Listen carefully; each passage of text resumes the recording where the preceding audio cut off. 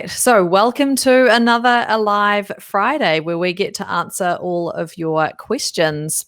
Today, we are answering questions from Holly Weedman, and she has two questions. So the first one is, how do I create a portfolio if I provide SEO services? Good question. And I think this is actually our first SEO question that we've ever had. And I'm really, really excited about it because this is one of the services that my VA business offers. And it's a service that I get really, really excited about, which is funny because I'm not a tech person. I'm more of the creative side of things, and that's my jam. But for some reason, I've got a real affinity with SEO stuff, which is we'll talk about that another day. Anyway, portfolios. Do you need a portfolio for your SEO services? No, you don't. We actually did a podcast episode on who needs a portfolio and how to create them in the best possible way. And our advice around that is, unless it's a kind of creative services that you offer, you don't actually need a portfolio. So for you, Holly, with your SEO services, the best way to kind of showcase what you do for your clients and the value that you add and the results that you gain is via case studies, testimonials, reviews. That is probably where you should be focusing your time on rather than a portfolio. And, creating that blog where you are actually showcasing your knowledge by teaching people what you know. And putting that content on your website, and then your own website, making sure that that has really great SEO itself. So lots of great keywords, and all of your messaging on your website needs to be all completely focused on SEO. All of your content that you're putting out is teaching people, showing your value about what you know about SEO and that service that you provide. So yeah, absolutely. Focus on that rather than trying to come up with a portfolio. Yeah, absolutely. With your blog and with all of the kind of the value added content that you put out there, as Joe said, it all needs to be about SEO if that's what your business is all about.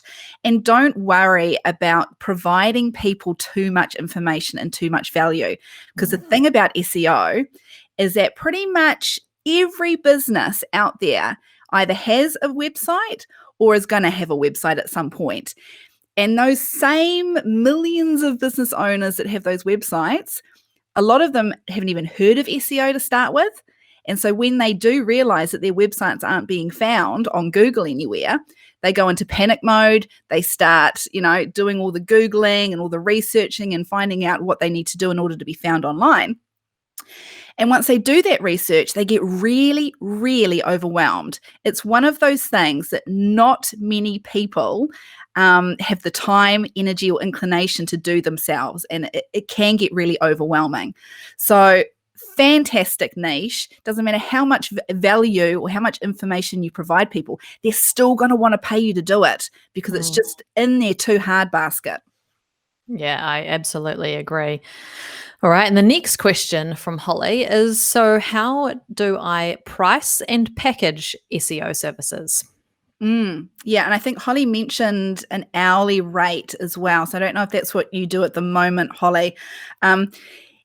Any virtual assistant services, not necessarily SEO, you need to be moving away from hourly rates. Service plans and packages is the way forward. That's how you're going to make the money, the big money. So with SEO, I know I had 3 packages. So my first package was an audit. So that's kind of a little taster. People come to you going, oh my gosh, I'm not being found. What do I need to do? It's a kind of a lower investment for them, for you to go in and do an audit of them. And just figure out how long those audits are going to take you to do and price accordingly. It's as simple as that. And then the next 2 packages, that's the actual doing part. So I personally decided that my first package was just an on-page only package, which would include 6 months worth of monthly reporting. So you're going back to them, you're showing them the stats, the improvements, and, maybe a little bit of tweaks here and there if tweaks are required. And then the last package, that was then my big package. So that included all of the off-page stuff as well. And sometimes that included a bit of blog post writing for them as well. Mm. Yeah, that's a fantastic way to separate it out. So, yeah, I really hope that helps. And I agree too that you definitely want to get away from hourly rates. You've got to think about what the value is for someone who gets SEO services from you, and to what is that Mm. value worth to them. If you're improving their website and how found it is has become, well, that was really bad English. How how good your website is at being found on Google, and so what is that worth to those people, and how much time have you invested and learned all of these things? So package that up to what Mhm. the value is that someone is going to get from each of those packages. Yeah, anyone that's gone out there, that's done the training, it's quite intense, and it's one Mm, of those services that you are gonna have to keep on top of because stuff changes, algorithm changes, Google mm, changes their minds about what they're gonna rank high and what they're gonna rank low for. So mm. this is something that you're gonna be continuously investing your time into. It's a high-end service, price accordingly. Mm. I think another thing to think about when you're putting together packages too is think about the three type levels that you talked about there, Sam. So think about the DIY. So I'll do an audit. Here you go. Here's what you need to do. Think about the done with you. Like I'm going to do a few tweaks. This is what needs to happen. This is what you need to do. This is what I'm going to do. And then the done for you. So that's the like, I'll write the blog post. I'll Mhm. do everything for you. I'll do it on and off page. So if you, even if you don't provide SEO services and you're trying to think about how you do packages for people, think about that DIY, done with you, and then done for you. And that can be your sort of way to think about those three tiers too. Yeah. All right. Hope that answers your questions, Holly, and good luck. And please keep the questions coming. Let us know if there's something that you would like to have us answer on next week's Friday Live.